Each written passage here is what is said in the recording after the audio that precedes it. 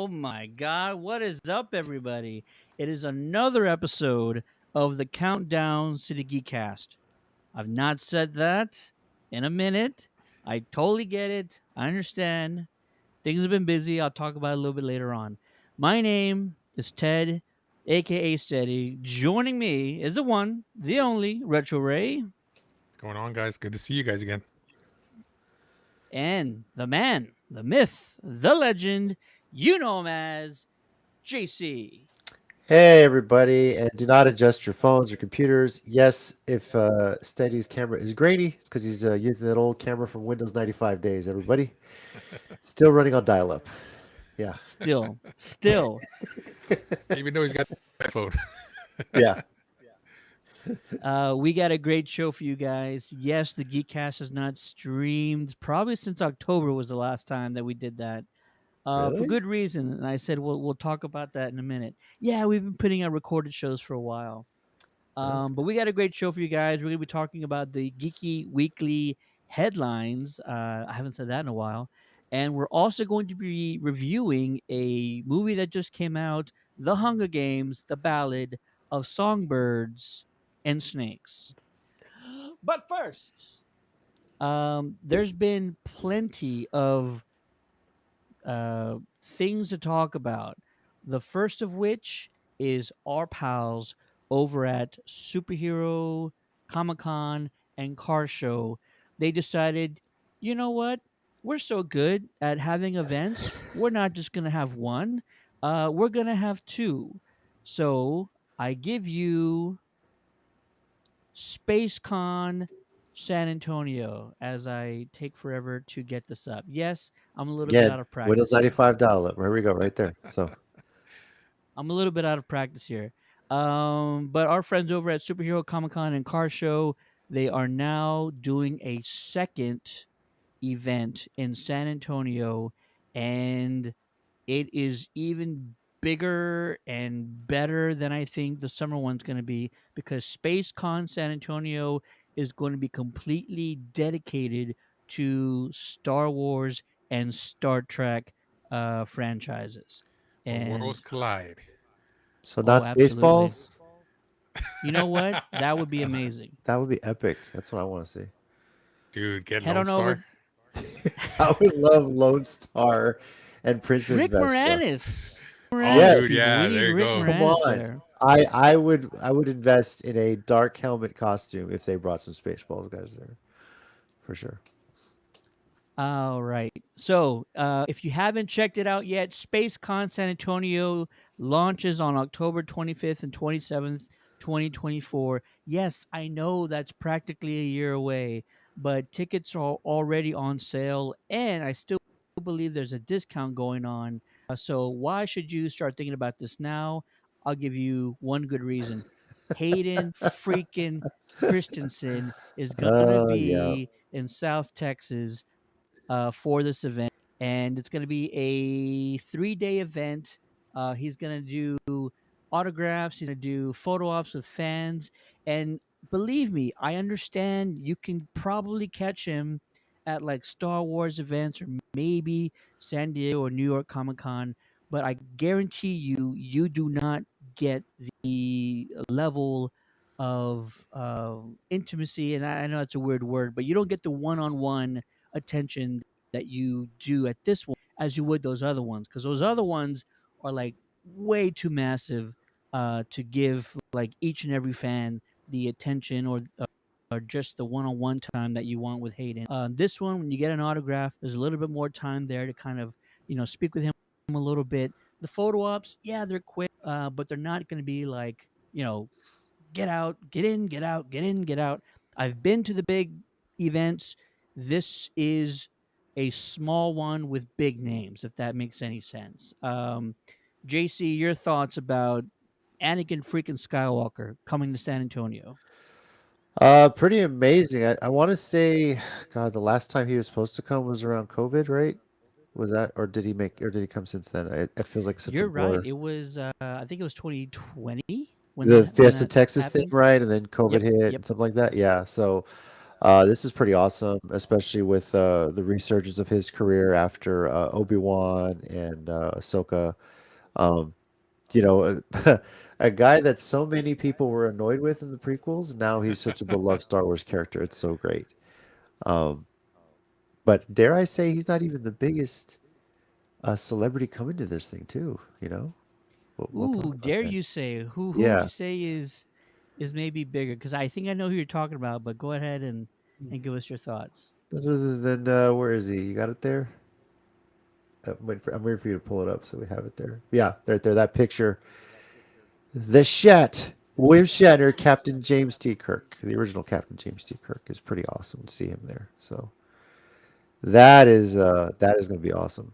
So I'm sure my wife will show up with her copy of Miss Congeniality to see if he'll sign that because Oh everyone my God, forgets. I forgot about Yeah. that.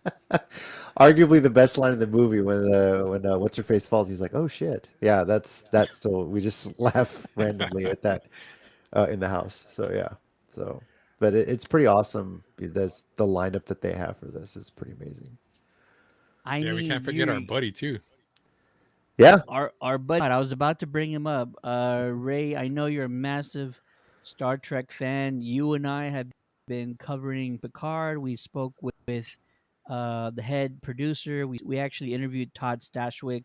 He was a major fan favorite for the final season of Picard, and now he's coming to San Antonio. Ray, I mean, talk about just the names that they're bringing from the Star Trek franchise. Dude, we're getting Q. I mean, come on. You know that alone too. I mean, I getting can't Commander fucking Data. stand you. I'm indifferent about that one. Jesus. Yeah.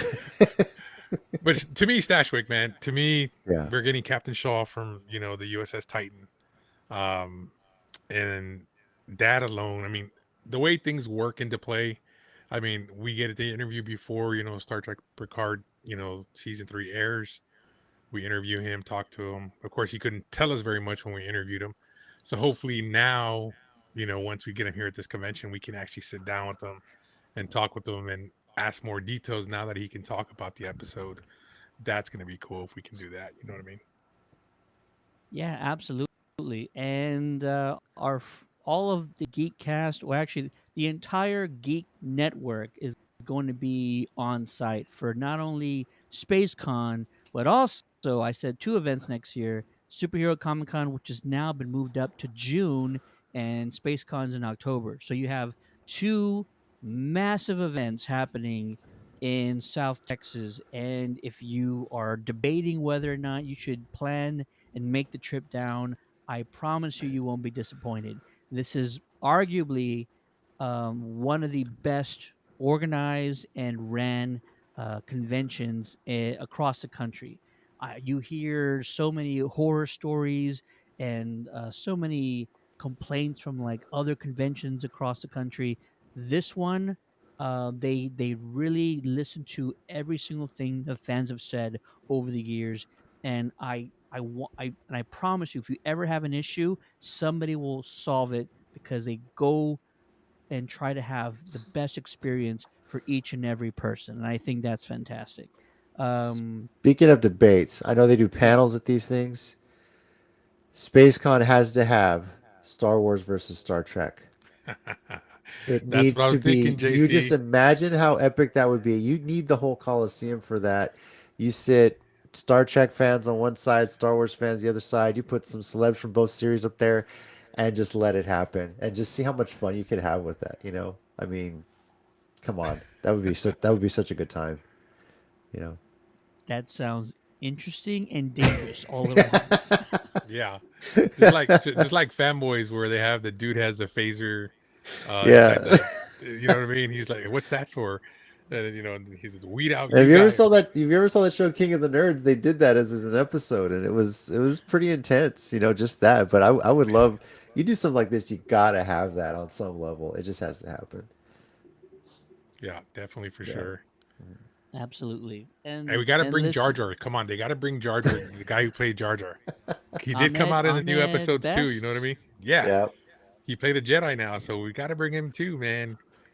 Come on, you know what? I actually Um, would get an autograph from Jar Jar because Oh yeah. he's a Absolutely. character that grew. You know what I mean? Absolutely. And they're not even done with announcements. Like they already announced Oh yeah. Hayden. They also announced Michael Pena. They announced seven Star Trek like huge names, including William Shatner and Brent Spiner. But there's more, and they're already teasing more Star Trek uh, actors or guests, and they're also teasing more Star Wars, like big Star Wars names. And if I could tell you, if I knew, I would tell you guys. Maybe, maybe not.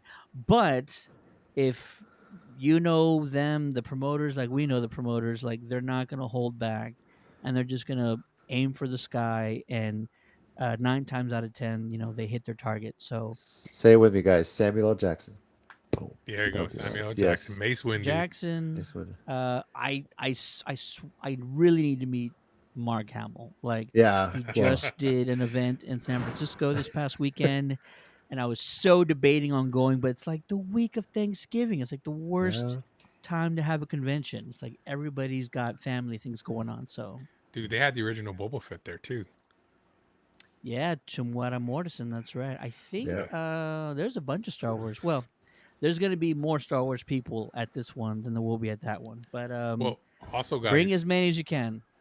For also sure. too, if you guys don't follow Star Wars Stuff Podcast, which I'm also on that show as well, we actually just recently interviewed Ross Beedman. If you guys don't know who he is, he's the little kid who walks up to Anakin and asks him, hey, what do we do? Oh yeah. Yeah, so we interviewed him, got to talk to him. We got some questions about how the scene was filmed, how he got the role. Go to Star Wars Stuff Podcast, check that out.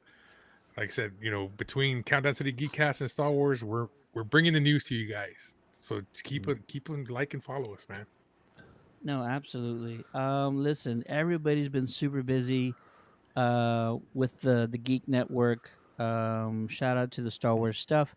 They're also going to be in attendance. As many of those guys as we can fit are going to be in attendance at both of these events. Shout out to Daniel, who runs the Legacy of Nerd channel over on YouTube, who's also part of our team. And Daniel just had his annual massive giveaway, and like over 1,000 views, I believe, streaming, and just what a great event. And also Daniel is going to be interviewing with a few other of our team, Aaron from Bat in the Sun Productions. Bat in the Sun, Yeah, who is in charge and is producing the Legend of the White Dragon movie, which is supposed to come out next year. We're gonna have Aaron Shanky on live stream, simulcast, Geekcast, and Legacy of Nerd. Um, it's Aaron's a gonna be great fun. guy. Yeah, I bumped into him once at San Diego. Really cool guy, really great team. If you don't know who Bat in the Sun is, they do all your favorite superhero beatdown videos, like fan videos, and they're just like top of the line, incredible, and that's gonna be a fun stream. For sure. Whew. What else have we missed? What about HasLab canceling where you can make yourself a Ghostbuster or any of the characters by scanning your Yeah, face? Ghostbusters. I'll quickly talk about that because I can do that all day. This week we are officially launching in partnership with the New York City Ghostbusters, in partnership with the official Ghostbusters social media pages, in partnership with dozens of other Ghostbuster teams across the country.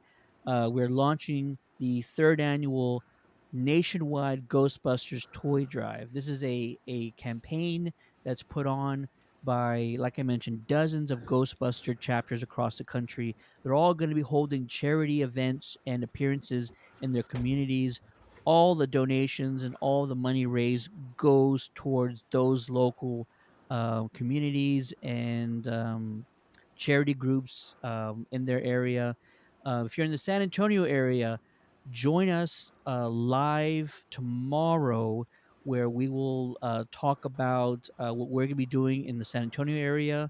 And then Wednesday, you can join the New York City team, NYC Ghostbusters, for their annual telethon drive.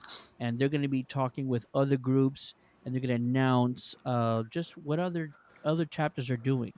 The Ghost Heads Radio Show, the weekly Ghostbusters stream, we're going to be keeping track of all the efforts of these teams on a weekly basis. We have some goals in mind in our heads. We want to surpass what we collected last year, nearly 10,000 toys and $12,000 collected last year as a part of this campaign, and we want to do better than that. We will not accept anything less. We must go further. We must do better, and it's with your help out there. If you're not a part of a team, we're going to tell you how you can help a team in your area, and it's for a great cause, and it's a great opportunity. It's a great event. Um, the new movie drops in March, so we're wrapping up. It's amazing. The trailer, we did a review about it a few weeks ago, me and Maddie B, and yeah, I'm stoked. I'm stoked. Yep, it's gonna be fun, man. I can't wait. Absolutely. Uh-oh. We got some friends of ours. Hey, Angela. Angela is Yeah, in I the saw it. chat saying hello. What is up? And Bryce says, "What's up, guys? What's going on, Bryce? How are you, sir? Awesome. Well, let's see. Um, other news. I just want to kind of quickly go over this because I'm really curious to see what JC thinks about this. Oh boy. Our Ray, truth. you Yes, it's epic that he's back, dude. Yeah. So Ray, you too. Oh yeah, we got to talk about. We'll get to that in a second. Lots of geeky weekly headlines. But no, this came out the other day, and I wanted to bring it up because I feel like fans across the globe or fans across the country are all going to have something to say about it. Ranker had nearly 200,000 votes on who the most hated TV characters were of all time, and wouldn't you know it, number one, give it a second. Number one from the Game of Thrones series is Joffrey Baratheon. Number two, Ramsay Bolton. Number three, I think it's supposed to be Skylar. Skylar White from Breaking Bad. And you can see 4 through 12 there. But JC, we asked fans online. I'm asking you right now. Did Ranker get this right? Or who are they missing that should be on this list? jeez. Janice from Friends, that laugh was so freaking annoying. Newman from Seinfeld, that guy was just evil. I mean, come on. Newman, Newman, yes. yeah. See, there's a lot, dude. Definitely. Yeah, my God, you can go so many different ways. Bowie from Big Bang Theory, his voice was just so annoying, you know. What about Kripke? Kripke, Barry Kripke, that was the name, Barry Kripke. There we go. Yeah. Oh, So, there you go. yeah. Yeah, So, Kripke. oh yeah, there. This is. I mean, I. God, these are man. Who did they survey? Because I feel like they really focused on like certain shows on this one. You know. So Yeah, no idea. I don't know How why Emily gets does the hate though. That's I don't know. So Emily? I wouldn't put Emily on this list. Lori Grimes from The Walking Dead. I understand that people still haven't forgave her for sleeping with her husband's best friend, but she thought he was dead. Like we got to move on now. She thought her okay, husband was dead. It was a zombie apocalypse. He was in a coma for months. Let's move on, folks. okay. Never mind. I said most hated TV characters of all time. Because if you said most hated reality TV people of all time, that's a whole different thing. And I'm sure the people will be more hated than what you see on this list. So, oh, there you go. Angela, yes, my fellow Island of Reality podcast told me there. Yeah, barista from Love Is Blind. But Angela, what's worse, him or Jessica? Because there's a lot of people on Love Is Blind that are pretty well hated, or Micah from the Seattle season. Yeah, so there's a lot to discuss on that one. So, Ray, oh, who's missing from this list, or do you think they got it right? Joffrey's number one. I just realized Dude, I even Caillou's think there. Joffrey agrees with you because he hated himself as that character. Okay, as Uh, a parent, number first, I'm sorry to interrupt. As a okay. parent, Caillou should be number one. That I agree with. Really? Yes. I My daughter's not into that yet. Why? That kid's a Tell us spoiled brat. why. Don't let him watch the show. It's fucking annoying. I'm sorry. Caillou, that little kid needs to be smacked around. Anyway, I'm sorry, Ray. Go ahead. No, that's cool. It's cool. No, that's pretty much why I see it there too. I mean, there's characters that are on there that you said TV shows. Yeah, I agree with the ones that are on there. that Emily went to. I'm kind of questioning on that one. I'm not big on Friends, but my wife is definitely big on Friends. Um, the Grimes thing, it's like she died in what, season 2 or 3? Was it? No, Lori was probably 3 or 4. Yeah, but I mean, come on, how many seasons did we have? Like you're right about that. 10. Like we should have gotten over that way a long time Yeah, ago. but yeah, like I said, it's definitely they're okay. They're pretty much there. If you go into other little shows, but these are kind of big shows. I guess they took the poll from. I guess, but I agree with it. I'm trying to think of who else they're missing. Who's the most hated character on the challenge? Is it Johnny Bananas? Is he the most hated? I would argue that it is Josh. Oh, please say Josh. Josh. I would probably say Josh. There's Amanda, like the Oh my God, you're right. she's like the incarnation of the devil. I swear to God, she comes on TV. I just get pissed off just seeing her face. Uh, you would almost want to say Zach too. Zach was kind of a dick, and so he's not on the challenge much anymore. Obviously, him and Jenna are married and have kids and everything. So, but yeah, Benez is just that guy you love to hate, and yeah, so for sure. I mean, Yeah. the dude like acknowledges it. Like he's on a reality TV show right now called like TV Villains, and he's like, it's a reality competition. They're all hated people. So you know, I'm sure if we extended this to like Real Housewives types things, there'd be like a whole nother list yeah. of Kardashians will be people. on But top. I, Hmm. unfortunately, why aren't maybe a Kardashian or two on this list? I have no idea. But, I don't follow those as much as probably others do. Yeah. Awesome. Well, we want to hear from you guys. Did they get it right? Is Joffrey number one? Is there somebody in television history who's more hated? That's one. We want to hear from you guys. And who did they leave off this list? Who should be in the top 10 that they didn't have on there? Um, let us know about that. Farrah Abraham Cool. from Teen Mom. That probably yeah for sure. Yeah. I'll take your word for it. I'll take your word Yeah. for it. Yeah. So before we get to our movie review of the evening, JC, you guys have a pretty big WrestleCast live stream coming up. Tell us what happened the other day, and what are y'all gonna be spending all your time talking about? Oh, besides our Truth's return and Randy Orton's return, I mean, we talked about it last week. Will it or won't it happen? We had a theory. We had a theory it was going to because Living Color released a remaster of their song "Cult of Personality," and lo and behold, the Second City Saint CM Punk returned to WWE after 10 years at Survivor Series War Games. A big surprise to end the show, um, and it's yeah, we're running a little late tonight because I had to watch Raw to see what he was going to say, and we'll be discussing all of that on the WrestleCast this week.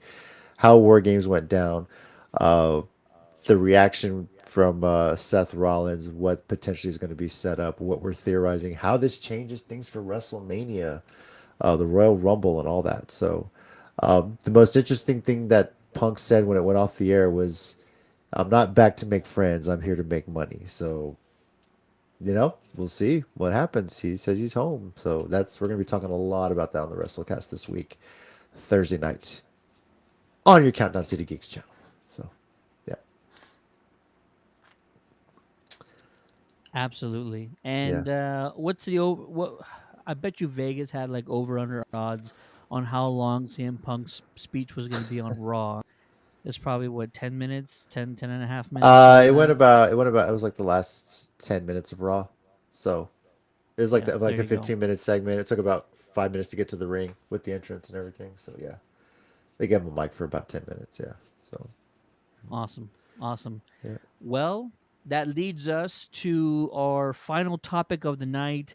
And we're going to be doing a lot of these because there's a lot of movies we're catching up on. There's a lot of movies left to talk about through the remainder of this year. So if you haven't yet, be sure to subscribe to us both on Facebook and YouTube because there's still a handful of movies that we're going to be giving out advanced screening passes to, both in our hometown of San Antonio as well as the surrounding areas.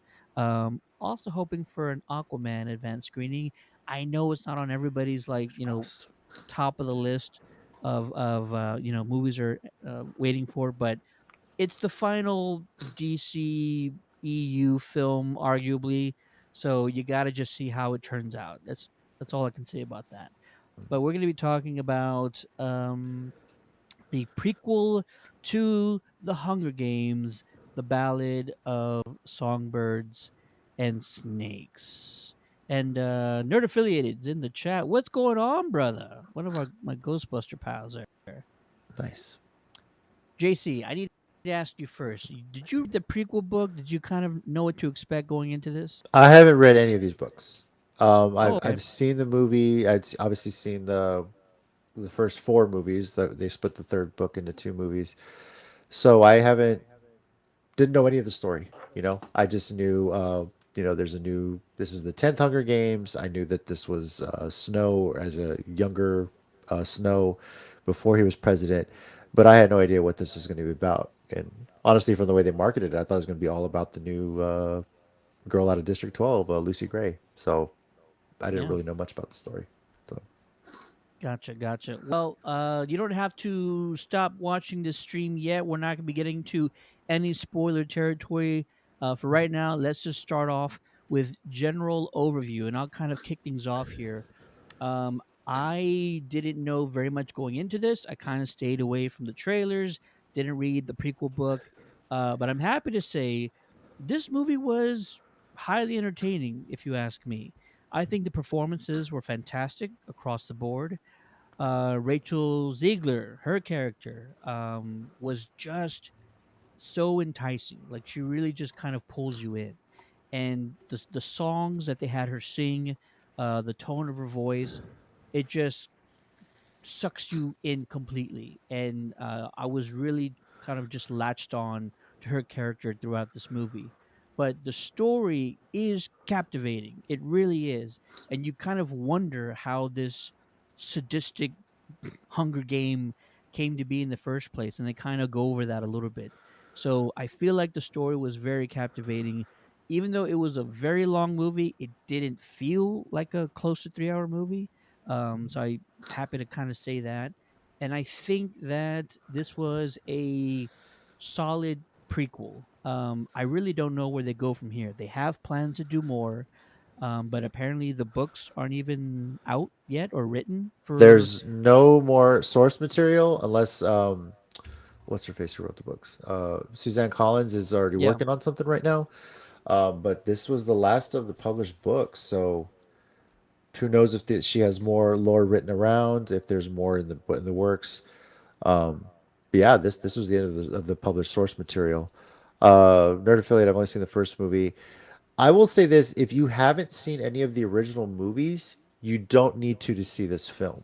I Um, agree. I yeah, agree. there are some references to things that will happen later on, but as a standalone movie, I think you can very easily watch this film and then go watch the other four, and it would make sense.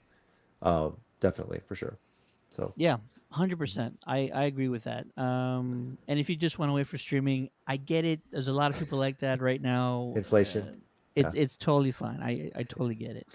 What else to say about it? Let's see here.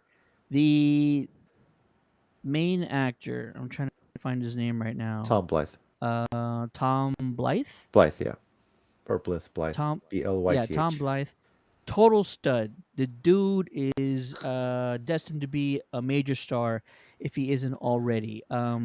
Put him in anything big that's coming out because I feel like he just ate up every scene that he was in. Viola Davis is Viola Davis. She's just the best or top of tier of actors working today, and the supporting cast was all really good. Like I really enjoyed everybody that was in this. Um, yeah, I think it was solid. Ray, sir, your general overview for the Ballad of Songbirds and Snakes. Yeah, I didn't read the books either. The prequel book. The movie, I liked it. It kind of gave me a feel of kind of like Star Wars, like the story of Anakin, kind of to a certain extent. Um, but the casting was great. I mean, the guy Jason, I cannot pronounce his last name, that played Lucky Schwartz. Schwartz. He, dude, perfect casting for Lucky. I mean, that dude hit it on the nail.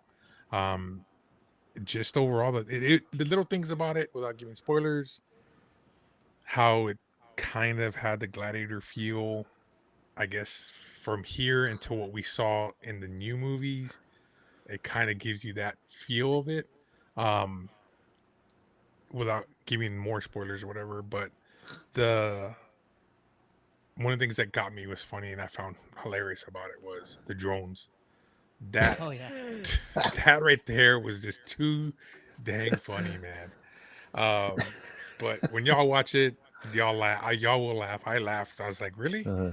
But like I said, the story was great. I mean, it kind of, like I told you, gave that feel of you see where Anakin was and where he led to. Kind of the same story with Snow. We get to see where he comes from, and where he ends up, and it kind of makes me want to see what happens after this because I want to see more. Because we got left with a part where it's like, okay, he becomes this, but he's Mhm. fully not where he is at the movies that we see later. So I want to see that in between. I gotcha. I gotcha. Yeah, he's definitely pointing in the right direction by the end of this, but we'll talk about that a little bit Yeah, later.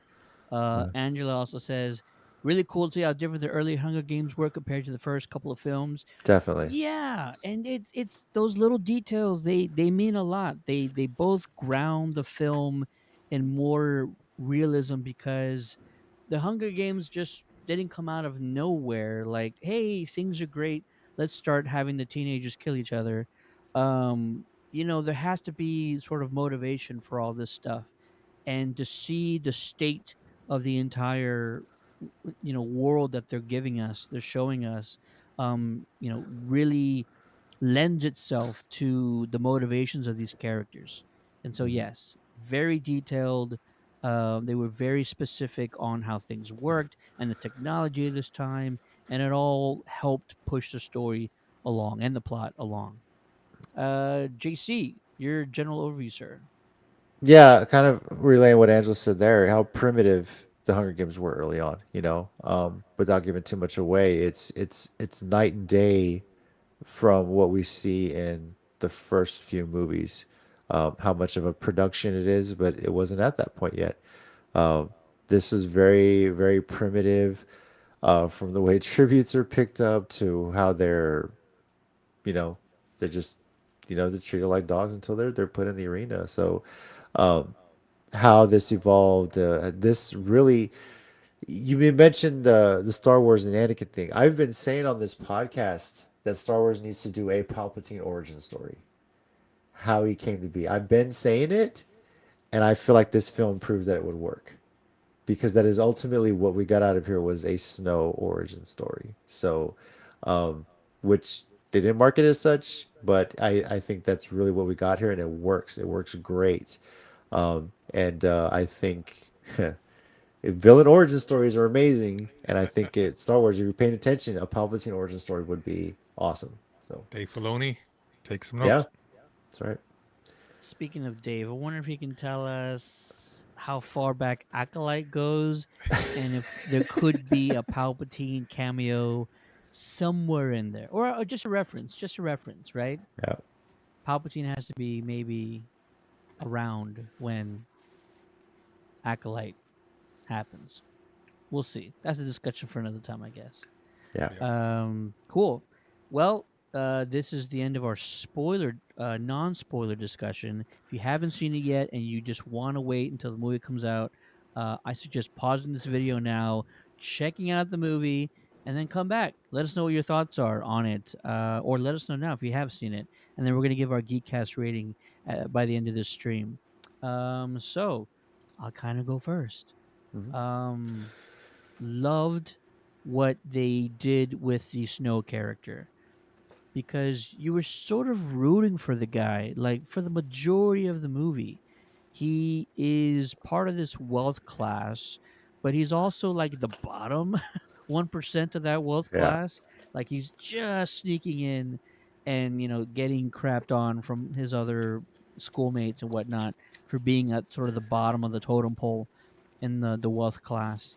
But throughout the movie, he's making decisions, and he's doing things that a hero would. He's saving the people that are less fortunate than he is. He's risking his own life for strangers, and sometimes it is with just a hint of selfishness, but you see him time and time again do things that are out of his character for the greater good. And so it's a great story arc to follow when you have this person who really doesn't care about the world around him, but you sort of see him slowly turn into this hero. And then just by the end of the movie, it all gets taken away. Like the rug gets pulled out from the audience. And I can't remember another movie where that's happened, where you sort of start out kind of bad, and you just you're going up the mountain towards positivity, just to fall off the cliff completely. And it's wild. It is wild. And love will make you do strange things. Let's just say that. And so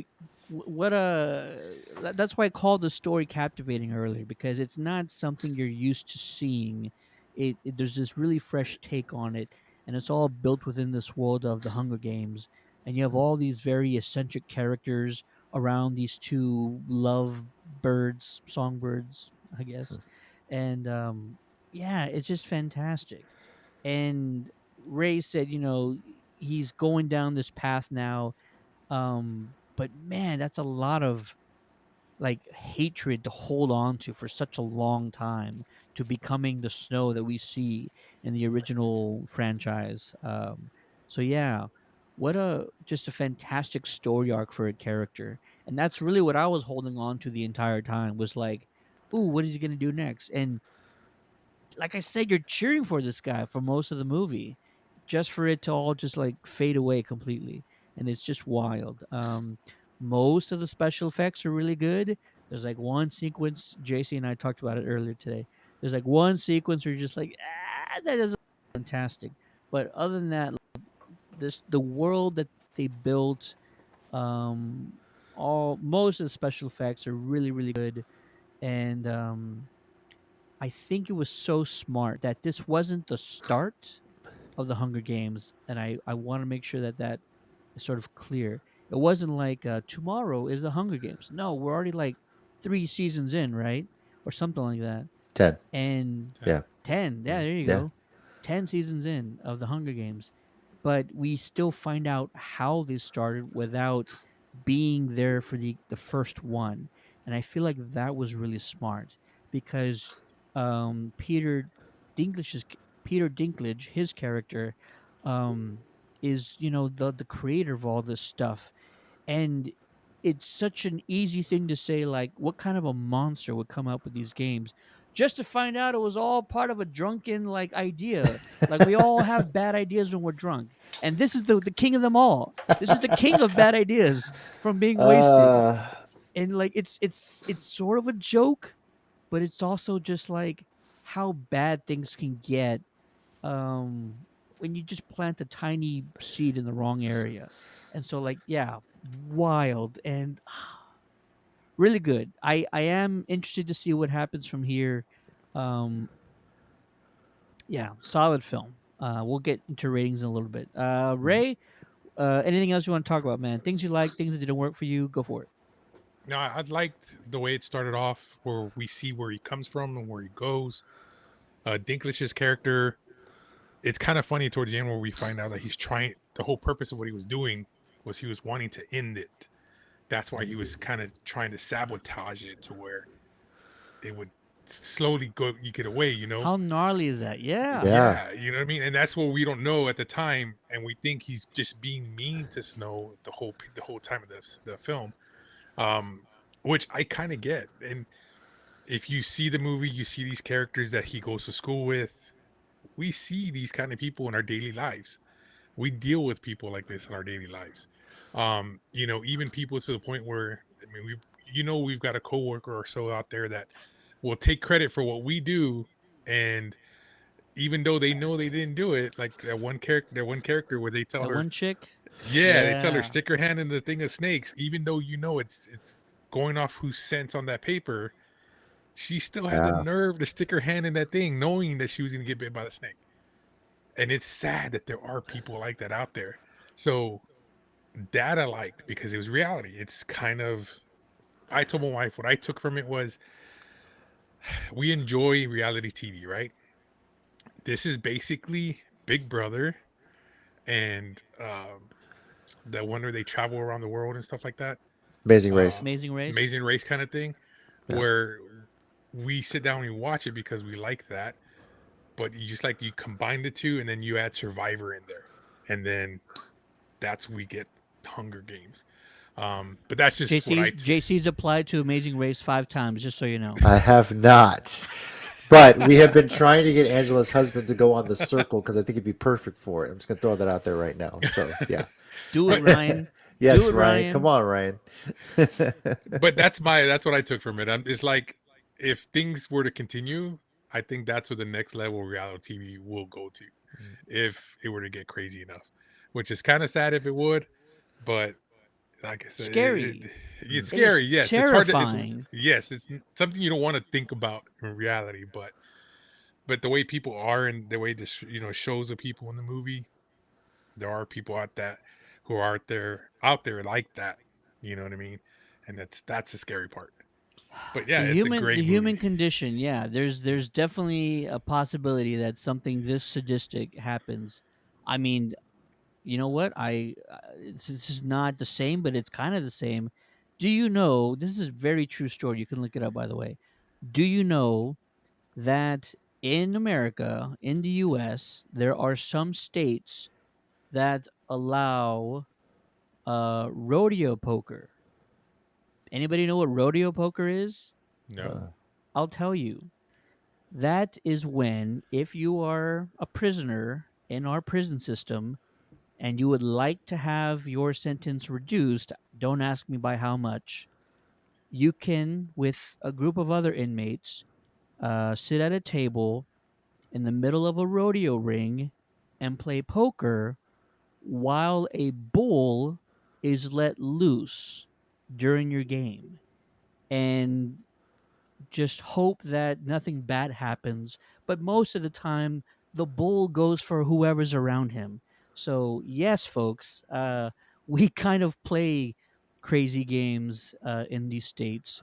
I'm not sure. I think it is sounds called like a rodeo Tennessee poker. thing. I'm just gonna throw it out there, Like a what? like a Tennessee thing, because I feel like in Tennessee, Texas it's Florida. It's like probably Texas. it's not Texas because Texas is like no, we want to kill you ourselves. That's how Texas works. We know how that No, they'll goes, put the right? gun on the table and just let you go around the Yeah, table like Russian roulette. that's That's Texas right there. right. Yikes. Yeah, Oh, so that's too funny. rodeo, when I found out about rodeo poker, and I might have the name wrong, but when I found out about Yeah, it, and there's even videos of it like swirling around the Wow. internet, I'm just yeesh. like, that That's is the the dark web. craziest thing I've ever heard of in my life. Can you Bonkers. can you highlight Angela's comment there once you get that fly, That was a mosquito, or actually. whatever it was? Yeah. I am terrified now. If any future films come out, we'd like to see a continuation of Snow's story or the origin of another character. I think we're set on Snow's story, and I think the director said as much when why he didn't include a post credits. Yes, if you go see this, there's no mid credits, there's no post credits.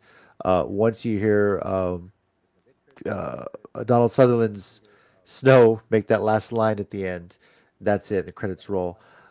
Was that we set up where he's going to go, and I think we know his story because every event that happens in this film explains why he becomes the way he is, and it all makes sense if you go back and look at that. Yeah. The origin of another character, oh boy. The easy answer is Lucy Gray, but I think what happened to her is such a great mystery that I don't think you should ever want to know. Um, I wouldn't mind seeing oh, what was Woody Harrelson's character's name in the originals? Oh, I forgot his name. I know what you're talking Uh, about. Let's see. Mhm. P- I killed the Prequel mosquito, series. by the way. Everybody can Nice. Hey not worry Mitch. any Congratulations. longer. Huh? Looks like Hey Mitch. Hey, Mitch. There we go. Yeah. That would be interesting to see. Because he's such an older character by the time the 74th Hunger Games came around. Um, about his oh Jesus, right. Um, I'm convinced Ryan just tries to find a reason to hate movies. But I think Haymitch, like a little origin about his character would be amazing. So Yeah, I agree. Ryan, stop focusing on accents. Rachel Zegler was awesome. I heard why you don't like this movie. I found out. No. So I didn't tell him. I did not yeah, tell him. liar. I might Um, have said something about it.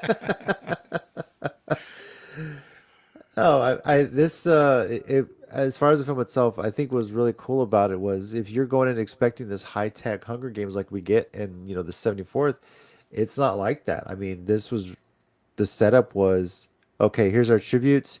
We're putting them in a zoo for everybody to see, and the next day they're going to the arena, and there's no place to hide.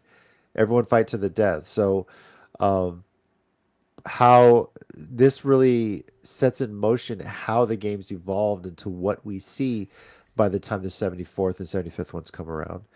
Um, it's ay, ay, ay. So this really set that up. How do we make that's the biggest thing when you make a TV show. What do you want? Ratings, right? How do you make it evolve? Like, Ryan and Angela, we talk about reality TV shows all the time. We've talked about how can they make Love is Blind better? How can they make The Challenge better? How can they make The Circle better? What are some things they can do to like drive it and keep pique interest, things like that? And this really felt like, okay, you're brainstorming what we can do to make the Hunger Games better. And what is it that makes shows good? The characters. You want people invested in that, and they understand that, which was it's amazing the little ideas that Snow had and how they came to fruition because of it. It was pretty cool. So I feel that like I feel good. like the NBA was having the same discussion like about a year ago, and they're like mid-season tourney. That's what we'll do. That'll bring in the ratings. Yeah. Oh, but they still have That empty was such a seats. dumb idea, though. It's not that, dude. It's just the season's too damn long. But I've said that for years. So yeah, Yeah. Let's not even talk about baseball. If we're gonna talk about long seasons, baseball takes the cake. I mean, yeah. But okay, it's shorter timeline wise than the NBA is. So don't even. The NBA takes up more of a calendar than baseball does. So Well, yeah, let's start adding up the minutes played between basketball and baseball, and then that's what we're talking about here. that's fine. I'm just I guess kidding. don't make it to a I baseball agree game. with you on that. I mean, them staying in the city for two games back to back. That I was kind of like, are you serious? That I was just like, Oh, the really? NBA, yeah. I think the Yeah, midseason tournament screwed up a lot of stuff. yeah. That was just crazy. Yes, they can on the rated R version, but that's Ryan. If that's what you're looking for, you're downloading the wrong version, bro. I'm just gonna say that right now. Yeah. So That's a Ryan very also entertaining said movie. Ryan also said he wanted more violent scenes, and you know what? I feel like this was the movie that you were even more against it. You know what I mean? yeah, And even when the Hunger Games movie came out, I think I was talking to either Angela or somebody at our screening. I remember when that movie came out, and it was such a like a shock that we were having a movie out where kids were killing each other. Like at the time, that wasn't very prevalent, and so like that was sort of a culture shock when that first one dropped. And this one also kind of gave me that same sort of feel of like I don't want to see any of them hurt each other, even the really the shitty ones in the movie that were bullies for no reason. Like I'm just like, no, don't hurt anybody. Like knock it off, knock it well, off. not even Reaper, like the guy that everyone thought, oh, he's got the best odds to win. He's this huge badass. He didn't do any of that. He was hiding away, and I think people like look in the context of this, like when you were watching the original films, they said it. There's people that are careers, like they train their whole Oh childhood in yeah, case they're ever picked, so they can win. It's about prestige. It's about money for your district. Whereas in this one, like the war's not even a decade old. They're forced to do this. Nobody wants to do Yes. this. Yeah. Yeah. So There's still this negative um view or context around these games. We haven't yet gotten to American Gladiators yet. We're not at that level just yet. no, By the time Katniss comes around, it's American Gladiator style, and like people are cheering for their turbo and stuff like that. So there's a lot of pride in your district. Like the reward is such a big deal for your district. That sort of thing. Yeah. Yeah. So hey, there he is. We were dropping your name earlier, sir. yeah. What's going on, Dave? Awesome. Who have we, JC? I don't think we've heard completely from you. You've talked a little bit, but anything that didn't work for you, or what else did work for you in this movie? Um, I really something that was I was kind of researching a bit what other differences like some added context into the um from the book to the movie. There's one piece I think they could have put into the movie that they had was in the book was the fact that once Snow took power, started becoming the game maker, he ordered that all footage of this 10th Hunger Games be completely erased. So that's why no one really talks about it.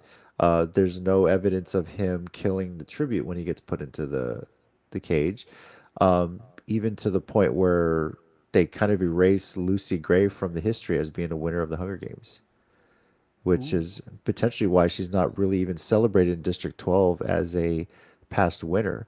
We only obviously when we get to later ones, they only talk about Haymitch or Katniss or Peeta. So um, but Tina had some thoughts too. We saw it together, obviously, and she was really just like you said earlier, it was just an up and down roller coaster of a movie. I'm rooting for him, but I'm not rooting for him, and like I know what he's gonna become, but what can change for that? And you see those little things in him that mold who Snow becomes, and that was something that she struggled with, but it really captivated her the whole film. So That just movie that. really that movie really makes you think and all of us, what would be the thing that's going to break us to become that person?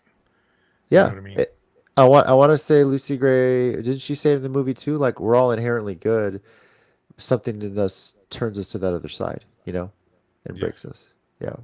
So, um, heard Dave this from noted. the Star Wars stuff said, heard this new Hunger Games got good reception from that fan base.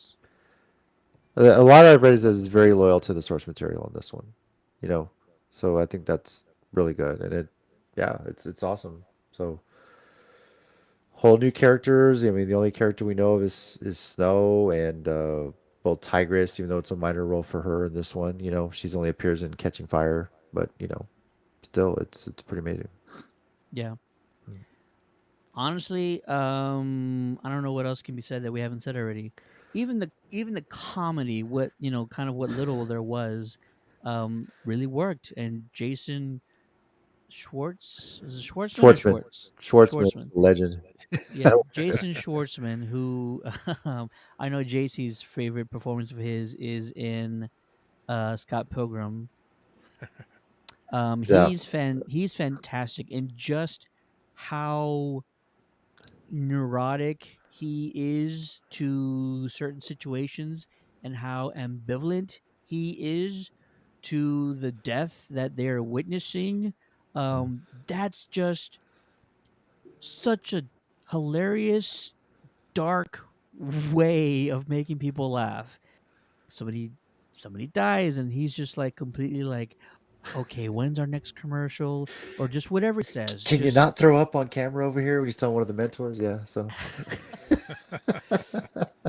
and it's sort of a great commentary on media, and I know that's such a hot button topic these days, but if you're one of those folks that criticize the media nonstop, then it is a sort of a tongue-in-cheek sort of commentary on clickbait headlines and yeah, pushing the drama as the narrative, no matter who you're watching. I'm not singling out any media source, but that's just from local to national. It's what they do. Drama sells, violence sells. And so it is a very, like I mentioned, tongue in cheek sort of commentary on the way that media works today. And so anytime he says something, you're laughing, but it's such a it comes from a very dark place. But it's so refreshing. Like, we're not getting this from any other franchise. You know what I mean? Yeah. So at times it is a dark comedy, and the humor comes from some very negative places. But all in all, I felt like it was a fantastic film, great performances, like I mentioned, and yeah, I'm interested to see where it goes. Will the next movies be as good as this one? I think it's a tough hill to climb, because now we've seen, the Hunger Games of the future, we've seen the Hunger Games of the past. It feels like you're really gonna have to tell a very the challenge is to give us a story that is now more refreshing, but we've already seen the two very different sides of the Hunger Games. And how do you entertain audiences with something that has to happen in between? That is a major challenge, and I am glad I'm not having to write that movie. Well, I would argue, do you need another movie? Why not a TV series? Hey, You know, I mean, true. you can do a season surrounded around one bit of Hunger Games. Hunger Games. No, that is actually how the Purge started. That's where they got the idea from the Purge was the Black Friday shopping. So Yeah, yeah, that's how you get that. So yeah. absolutely. So it's funny how he's basically the weatherman and then now becomes the main guy for the freaking Hunger Games. And his descendant is Caesar Flickerman, who is the host of the ones in the original movie too. So it's yeah, how it all comes full circle. How that becomes a family bit, if you will. So yeah. Yep. Crazy. Alrighty. Well, this is a good time to get to our Geekcast ratings, and you can do this too from where you're sitting or you're watching. The way it works is the 1 to 5 scale. One being worst movie ever. I don't The even know original what that Super would Mario be right Brothers now. movie. The original Super Mario Brothers is what we normally went with, Yeah. and five being Scott Zack Pilgrim Snyder's versus the Justice World. League or Scott Pilgrim. Yes. Yeah, there you go. Zack Snyder's Either Justice League one of works those too. two. Yeah.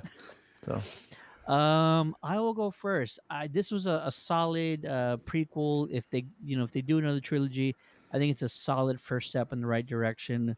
I'm gonna give this on a 4.25. 4.25 for the performances, the original songs that Miss Ziegler sang, and this one, the drama, the humor, it all really worked for me as a whole, and looking forward to see what else happens. 4.25 from me. Ray? I'm gonna go ahead for me. I'm gonna give it a 5 just because this is a movie I actually would want to watch again. So if it's a movie I'd actually go watch again, that means it got my interest and I feel I missed some things in the movie and I want to go back and watch it again and analyze it better the second time. The story was great, so that alone gets you intrigued, especially Snow. Like I said, that takes you in right there. Snow's what takes you into the movie. And when it makes you love a character at the beginning and then it makes you hate them at the end, that's a good movie right there. That means that actor did his job and did a great overall thing for the movie. So I'm going to give it a 5 for an Don't try and entertaining movie and persuade me to story. go higher. Don't try and persuade me. I know what you're doing. I I'm see your just saying that's tricks. how I take it. That's I what think I he's see. talking to Ryan more than anything. Yeah. So here. There you go. But JC, what that's about you, fine. man? I've said it as a 4.5 since we saw it. I think it's a solid prequel. I think it's a solid standalone film too. And I'm you could argue it's a prequel. I mean, I put it up there with one of those like standalones, like Rogue One. If you want to compare it to like a standalone Star Wars movie, it's pretty amazing. Um, I don't feel it needs a sequel per se. I think it really sets up an origin for Snow. I think if they go anywhere else with this franchise, maybe you do, like I said, a TV series, like a 6 or 8 episode type thing on a streaming service or something, which would suit it well. So, but it's such a great film. It really explains a lot of what we see in the original trilogy, and how we got there, and it does just enough to leave to the audience's imagination of where the story progresses from there. And I think that's such a great thing, right? in that respect. So 4.5 out of for me.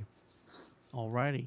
That brings our overall Geekcast rating to a 4.58333. Repeat, obviously. Made you do some math. You did all that in your head, right? Yeah. There you So go. yeah. Not too shabby, as Mm. I've said time and time again. Thanks for watching, everybody. We want to hear from you. Let us know what your Geekcast rating is for The Hunger Games, Ballad of Songbirds and Snakes. What worked for you? What didn't work for you? Who was your favorite character in the movie? Drop all those thoughts in the comments. Best one wins a hat from Ray, right? That's what's going to happen. He's got like 1,000 hats. You get to pick Yeah. yours, any one that you want from Ray's collection. Let us know. New Also, Air, be if sure. you're watching, come sponsor me. New Air. That's what I'm There wearing. you go. Ooh, wouldn't that be an amazing sponsorship? Wow. Yeah, That would be dude. amazing. Geekcast stuff on Fanatics. Amazing. Yeah. So. I'm looking at like 20 new era hats right now. Man, so much happening, so much that we've not talked about, but also so much that's happening just around the corner. More movies are dropping very soon. Families, if you want to go check out the new movie Migration, I'm sure you've seen commercials from this past football Sunday and also Thanksgiving. Those commercials were like in every single commercial, the Migration movie, which I thought was very creative marketing ploy. Did y'all see those? I I have was actually not. watching Star Wars on Disney Plus, so I did not see any commercials. If you were watching football on Thanksgiving Day, there were migration commercials embedded in other products for other things. So it was Oh, like really? I missed. really I was just interesting cross marketing. It was amazing. I was just watching to see my numbers hit, which they didn't. Unfortunately, that was really all I was watching for. To be honest with you. So Families, be sure to subscribe to us on Facebook and YouTube because migration advanced screening passes are going to be coming out very soon, and we'll give you guys more information about that. Don't forget to check back later this week for the Ghost Heads Radio stream where we're going to be launching, in partnership with the other Ghostbuster chapters, the third annual nationwide toy drive. It's for a great cause, and it's going to be amazing. And then the WrestleCast drops when this week? Thursday this week, we'll talk about Survivor Series War Games, talk about the latest news in wrestling, and I believe NXT Deadline's coming up as well. We're going to be discussing that as well. So a lot of interviews on the horizon too. I think we got part 2 of our interview with Carolina Teague. Mike and Tommy doing a fantastic job of that, and a bunch of others lined up as well. So I think I don't I know if want to there's say Mission anybody. Pro is a couple weeks away too, so we're getting ready for that as Silver well. So, Bells, yes, right. right? So December 9th. Jesus. Yep, and then, it's gonna be a good So, show. and then there's also, almost too many things right now. well, then also too, TikTok Retroway 210. If you go there, I advertised uh new comic books weeks from our sponsors from Dragon's Lair. You know, the new week wall I show our polls for the week that we're gonna read and review on the podcast. Um, so check it out.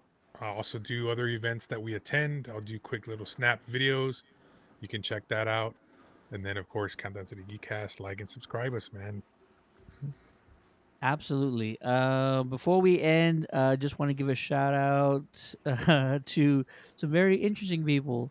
The cast of Annie. I was lucky enough to host a panel with Annie herself. Little I Aileen Quinn.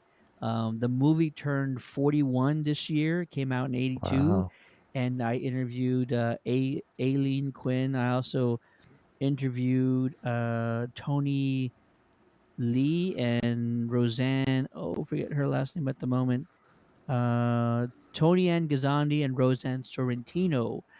Tony played Molly and Roseanne played Pepper in the movie. And there's such fantastic individuals. The panel was great. We went on for like an hour just hearing about what it was like working on that set. It's such a massive production, a $40 million budget in 1982, which feels like that's close to 100 million in by today's standards, if you ask Yeah. me. So yeah, just a massive production with hundreds of extras and dance numbers galore. and it's just a timeless classic now these days. And we don't, think about it too much, but go back and watch it. It still holds up. It just, Tim Curry's in it. He's incredible. Like, Carol it's Burnett, just legendary. Carol Burnett, Yes, the San Antonio legend. native. Yeah, one of her best performances ever. So it was a fantastic time. And then, yeah, just so many great moments. Be sure to check out for more events that we're going to be covering in our local area and the surrounding areas. And if you caught the beginning of the show, I've already talked about it. SpaceCon SA tickets are on sale now. If you want to get a discounted price, go do that. Also, photo ops and autographs are on sale for like Hayden Christensen, the group from Star Trek. And before you say like, I don't want to do it now, I want to wait, trust me, they will sell out. They will sell out well in advance. So it's best not worry about it. Just take care of it now and get your photo ops or get your autographs for SpaceCon SA. For more information, go to SpaceCon San Antonio on Facebook. That'll do it for this episode of the Countdown to the Geekcast. Thank you for watching, everybody. It's good to be back. I mentioned it earlier that we've taken sort of a step back for a number of reasons. Number one, everybody on the team, all across the board, have been super busy doing amazing things. And then secondly, shout out to my beautiful wife who is very very soon is opening her own business storefront, and that's what we've been doing for the last few months was renovating, remodeling, construction on her shop. She took over or she purchased a business earlier this year, and her official store is going to be opening very soon. So I'm super proud Nice. of her because she didn't take any shortcuts. She met with lawyers and she met with financial people, and she really tried to learn as much of the business as she possibly could because she wanted to do it right. So I'm very proud of her, and all of her hard work is going to come to fruition very soon. And that's why this is taking a little bit of a step back, Mhm. but not too much. We've still been putting out content, each and every week. So thanks everybody for being patient with us. And what else can I say? If you want to catch free advanced screenings, be sure to follow us and check back for new updates. And shout out to everybody who watched and who dropped comments. We love you all. For the Geekcast, my name is Ted, aka Steady. Joining me is the one, the only Retro Ray. Yeah, guys. Also, if you want stuff for Star Wars, go check us out, Star Wars Stuff Podcast. Legacy of Nerd. You're not gonna want to miss the interview on Saturday. We're on Sunday. We're gonna be live. Don't miss that interview. A number of interviews. He's got so many Yeah. interviews going on right now. And last but definitely not least, the man, the myth, the legend. You know him as JC. Thanks for watching. Thanks for listening. And of course, I mentioned the WrestleCast, but also go back. My family did some reviews of Trolls Band Together and Wish. And if you haven't seen those and want to get a perspective of what kids think of those films, go check it out. Definitely a lot of fun. So, Absolutely. mhm. Peace, guys. Hope you guys had a wonderful Thanksgiving, and we'll talk to you soon. Happy holidays.